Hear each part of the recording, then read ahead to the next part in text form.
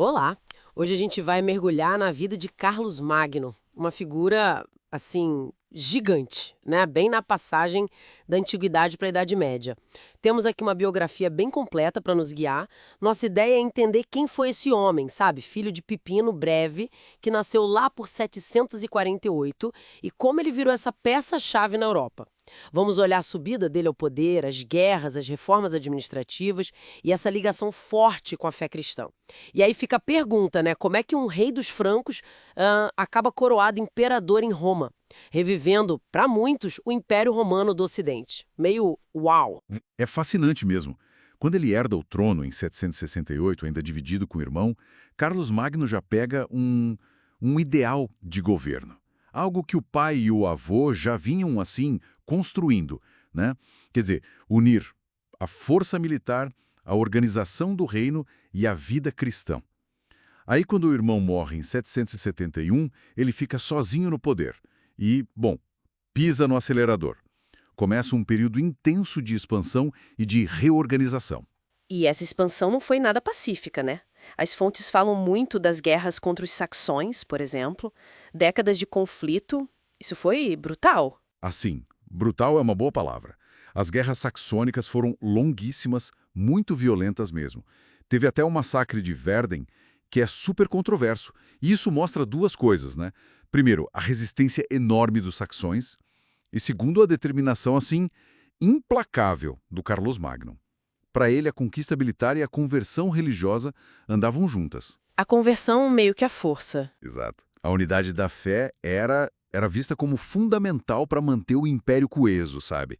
Então, forçar a conversão, por mais chocante que pareça hoje, era uma ferramenta política. Era um jeito de integrar os povos conquistados sob uma única lei, uma única fé, ligando a obediência ao rei com a ortodoxia cristã. Entendi.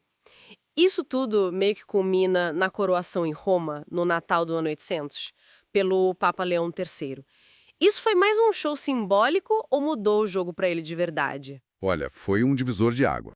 Teve um impacto simbólico gigantesco, claro, mas também prático. Ser coroado imperador romano solidificou essa ideia de uma cristandade latina unida, sabe? Sob a proteção dele. Isso redefiniu a relação com o papado.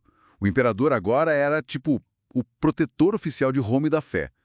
E, claro, isso azedou de vez a relação com Constantinopla, com o Império Bizantino, que também se via como o herdeiro de Roma. Virou uma disputa clara de legitimidade. Imagino! E administrar um território tão vasto, que ia dos Pirineus até a Alemanha de hoje. Devia ser um baita desafio logístico para a época, né? Pois é. Ele teve que inovar na administração. Uma das ferramentas mais eficientes foram os missi dominici. Eram enviados imperiais, geralmente um bispo e um conde, que viajavam pelo império. Eles funcionavam assim, como olhos e ouvidos do imperador, sabe? Verificavam se as leis estavam sendo cumpridas, como estava a justiça, os impostos. Era um jeito de ter um controle mais centralizado, para garantir que as ordens dele chegassem lá na ponta. Ele também tentou padronizar leis, pesos, medidas, para dar uma coesão maior. Interessante. E tem também o famoso Renascimento Carolíngio. Não dá para esquecer disso. É fundamental. Mas, de novo, com um objetivo bem prático por trás. Não era só amor à cultura, entende? Ao incentivar o estudo do latim, a cópia de livros, a criação de escolas em mosteiros e catedrais, o Carlos Magno queria formar uma elite administrativa e religiosa que fosse letrada, confiável. Ah, para ajudar a governar e a manter a fé correta. Exatamente. Um clero bem educado ensinaria melhor o povo. Administradores letrados gerenciariam melhor o império. Padronizar a liturgia, impor a regra de São Bento nos mosteiros, tudo isso servia para criar centros estáveis e uniformes de poder, cultura e religião por todo o território. E para marcar esse poder todo, ele até estabeleceu uma capital fixa em Aachen, né? Com palácio, capela. Isso também foi diferente, romper com aquela corte que ficava viajando. Sim, Aachen foi pensada para ser uma espécie de nova Roma, o centro simbólico e administrativo do império dele. O palácio, a capela, eram demonstrações de poder, poder imperial e cristão. Foi um jeito de dar, assim, um coração geográfico para o domínio dele. E ele pensou na continuidade também, né? Chegou a coroar o filho Luís, ainda em vida. E aí ele morre em 814, lá em Aachen mesmo.